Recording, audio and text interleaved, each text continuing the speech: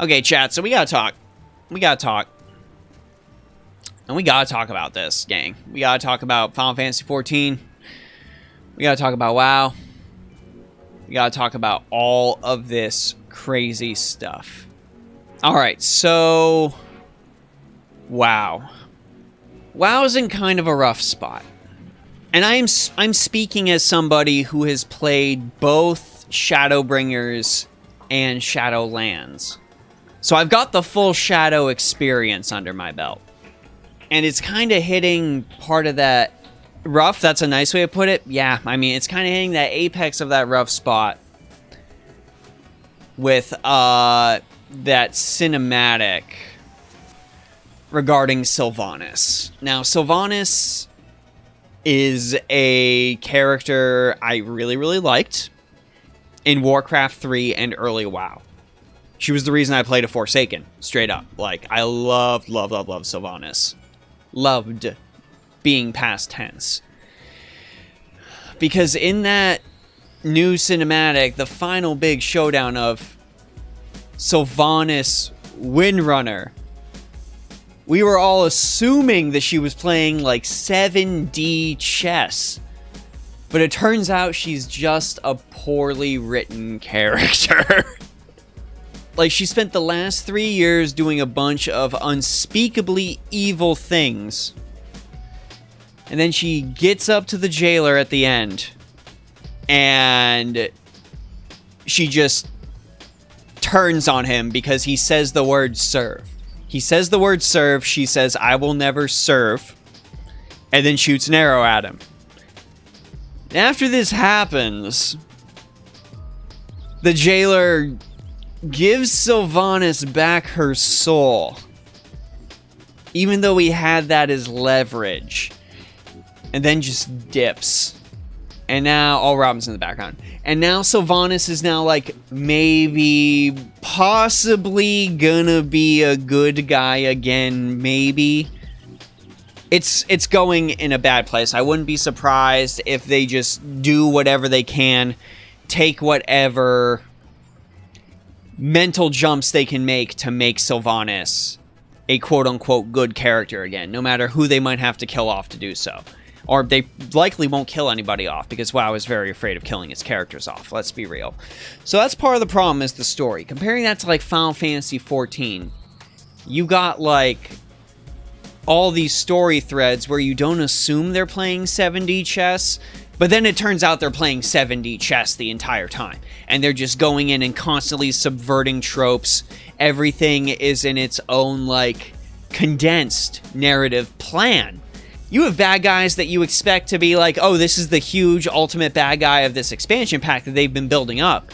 And then they just kind of, like, it's recent, but they just, like, piece out the bad guy before the expansion even ends. Like, you actually have the big showdown with him, so you know there's going to be a bigger showdown. They have Xenos Ye Galvis, who's, like, a big antagonist in Stormblood. He's just such a weird, brilliant amalgamation of the chaotic evil archetype that I actually end up really liking him. Like, the man has plans hidden within plans, and he's impossibly strong, and the entire motivation for everything he's doing and the reason he's upending everything is just to chase an adrenaline high. There's no, we're trying to hide a secret thing in everything this guy's doing. No, the reason this guy's doing his things is bared in front of you as the player from the get-go, and it works as a character. Trying to hide Sylvanas and playing 7D chess for a greater end only to have it plummet at the last second, that's disappointing. Saying from the get-go that yes, this man plays 7D chess, but it's for this absolute simple reason and it's never going to be anything beyond that, that's good. That's good. You're already subverting my expectations with the 7D chess thing. I really enjoy that. So, like, that's part of the reason, but what's another reason that everyone is just bouncing from WoW to Final Fantasy XIV? I do have to say, a lot of you mention it in chat, but it is definitely people like Asmongold, people like Bellular. Regardless of how you personally feel about those content creators, they hold a lot of weight. They really do. They hold a lot of weight. Their opinions do really mean something. And that's bringing people to try something they might not have otherwise tried. And the way that these places are reacting to these content creators doing this really ends up telling a story in that regard. I know there was a supposed leak on 4chan of some sort of Blizzard developer. I can in no way verify whether or not this is true. However, the fact that if it was true, I wouldn't be surprised, ends up having it hold some weight. In the leak, they talk about like a bunch of different things with WoW's too big to fail mindset, and they do mention Asmon and all these other content creators. They specifically mention them, and how they're very, very upset and they don't like them because they point out problems with the game. They point out problems with the game, and when they get frustrated, they lead people to Exodus and try other games. And so they don't really want to associate with them. They don't want to give them any credence because they feel like they're too fickle and they'll bounce to the next game. Like that. Meanwhile, while Asmon is streaming Final Fantasy XIV, Square Enix hops in the chat and is like, yo, chat, if you want to try this, here's some ways you can go ahead and try Final Fantasy XIV right now if you like the stuff that's getting watched. They embraced it. And that's sort of the big difference in the cultural shift between Activision Blizzard and what Square Enix has gone through at Yoshi P chat.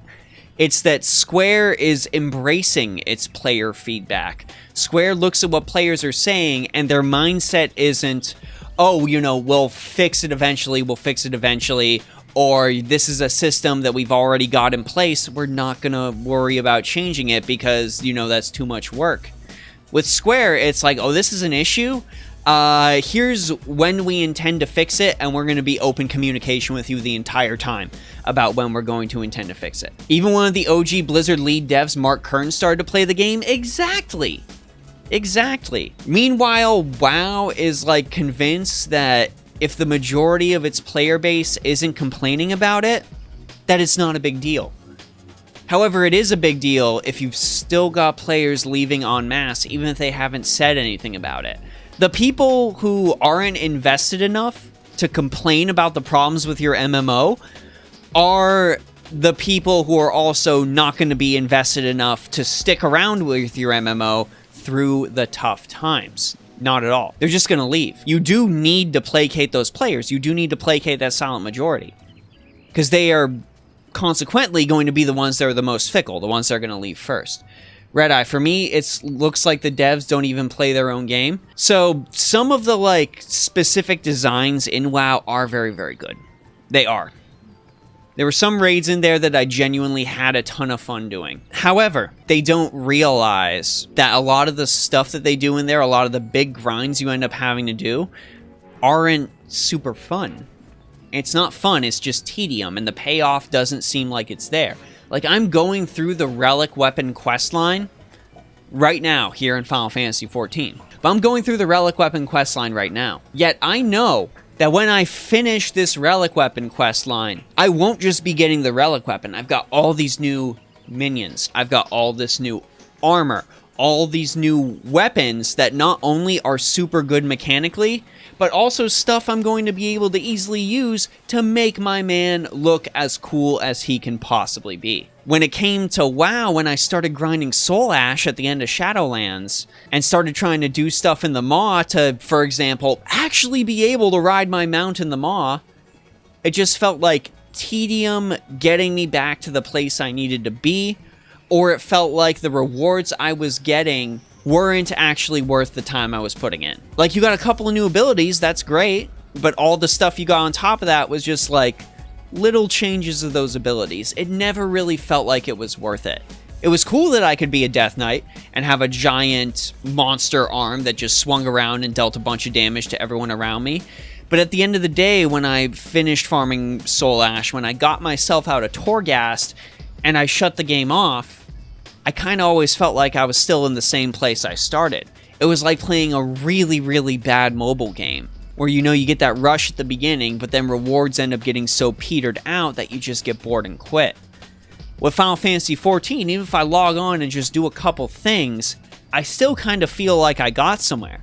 I can log on, do my basic roulettes, and walk away with a new piece of armor for my troubles, or maybe I snagged a minion. I can hop in the gold saucer, farm some MGP, and then end up getting something where I'm like, huh, that's neat. That's a neat little extra thing that I got. You actually get that reward system coming in. It feels really, really good. When you log off of Final Fantasy XIV, you feel somewhat fulfilled. And I know it's strange to say that about a video game, but it's true. You feel somewhat fulfilled. Now, I know there are problems that Final Fantasy XIV has. You know, a lot of people talk about how ARR kind of starts out as a little slog, and they're trying to fix that. You know, with WoW, you can just kind of get in there and go, especially if you've unlocked one of the hero classes or something like that. You can just get in there, go, and be ready. Be ready to, like, fight some stuff and, you know, feel like you're having a good time. But that feeling doesn't stay. That feeling ends up being fleeting. But with Final Fantasy, it's not that way. You go through a raid, even if it's a casual raid or a hardcore raid. Let's not even get started on the fact that there are casual and hardcore raids. That's brilliant. You go through a raid, you feel like you got something. You feel like you're at least a little closer to your goal. With WoW, it just felt empty. It really, really did. What do you guys say, though, chat? Tell me. All right, we got decisive talking. Ultimately, it's a matter of care. Tell me more. What do you mean by a matter of care? Activision doesn't care. Blizzard does. The art team does. The writers care. But there's only so much they can do. Yeah, at the end of the day, Activision is really just trying to get to the bottom line more than anything else. And I get that every single company is trying to get to the bottom line in some way. But Square's take is like, let's put out a quality product that will give us a good bottom line. WoW, for example, is like, let's go ahead and do what we can to drag out that 6-month subscription that players are getting to play this new expansion for as long as possible. And the fact that we already got our money is fine. As long as they paid for the 6-month subscription, that's fine. It seems like Blizzard, when it comes to like the writing team and all that, they are able to construct pretty good lore. But they're just so tied into their characters and pulling on that nostalgia that it doesn't really lead to anything that's super interesting. I don't think I really cared about a Warcraft character, a new one that was created, since like Mists of Pandaria. And if something ended up happening to an established character from, say, Warcraft 3 or back, I normally wasn't worried about that, because if something happened to them, well, you found out they were a raid boss and you ended up destroying them. Otherwise, if something happened to them in a cinematic, there was a 50-50 chance that character was fine. Meanwhile, Final Fantasy XIV, there will be characters that you think are going to be named characters for years that'll drop like flies. It's all, as I said, woven together. It's all built together. They play their narrative role, and then when they're done, they're done. Square and Yoshi P aren't interested in dragging out characters for too long to keep them around. If a character is in existence, that character has a purpose. And if that character is sticking around, that's because that character still has a purpose to fulfill in the larger story. Like, I've tried to go back to Shadowlands. I have. But it just doesn't end up feeling worth it. It seems like the WoW dev team is fearing new steps to go. The problem I feel like with the WoW dev team is that they try a new step and then they just can't commit to it. The best progression mechanic system we had for World of Warcraft was back in Legion when they had the artifact weapons. I feel like that was the absolute pinnacle of WoW's progression system in the modern day. Being able to infuse the weapons with different abilities, to customize them with runes depending on what kind of playstyle you wanted to do in your class, not having to worry about 87 pieces of Azerite equipment bullcrap, and feeling like, wow, this thing I'm hefting here, this is a super powerful weapon, this is super cool, this is something I can customize to my liking, to my playstyle, how I want my character to be. And then they just go ahead and kill it at the end of Legion because they wanted to try something else. And then we had Heart of Azeroth stuff going for BFA, and that, you know, that wasn't nearly as good. And then they went ahead and destroyed that too when they switched over to Shadowlands with Covenants. They're giving every single expansion its own gimmick, its own mechanical gimmick for how you build your character. It would be far better on both the dev team and the players if you just did what Final Fantasy XIV does, which is just have a grounded, ready-to-go, good combat system that you can build off on. Maybe you don't have nearly as much variety, but if the combat system is grounded and good and players can find a class that they enjoy playing, that is a success. Trying to continuously mess with the combat system to try and salvage something good out of it, and then if it doesn't work, just scrap the whole thing instead of trying to improve on it, that's not good for the longevity of any game. That is something you don't understand. Why does WoW delete the old content? I don't understand it either, man. I don't understand why you would build an entire progression system. That's also just a lot of wasted dev time. Every single expansion pack coming up with a brand new progression system? Why? What's the point? You're essentially just building a brand new game. Why would you do that? That's so much extra unnecessary work when you could just build on what you already have and give it different tweaks if something's not working. Like even the Reaper that's coming out in Final Fantasy XIV straight up came off the fact that players were like, I want Dark Knight, I want it to be a scythe user, and I want it to be a DPS. Dark Knight came out, it was a great sword and a tank. Players are like, dang, I'm a little disappointed, but whatever, we'll deal with it. So they're like, well, hold on now, players want a scythe-wielding DPS. Is there something we can do with that? And by not just saying, sorry players, this is the way it is, or sorry players, we'll just scrap the whole thing, but by taking those tidbits of the things the players wanted and building on that and improving on it, Final Fantasy XIV got a whole other class. The actual desire to grow and improve. It's like if a car it's like if your car broke down. How would Square Enix and World of Warcraft respond? Square Enix would take that car to the shop and get it fixed. World of Warcraft would leave it on the side of the road and buy a new car. That's really the core analogy I see is the difference between World of Warcraft and Final Fantasy XIV. That right there. Can't believe I got to that point, but I was finally able to verbalize that. That's it. That's the difference.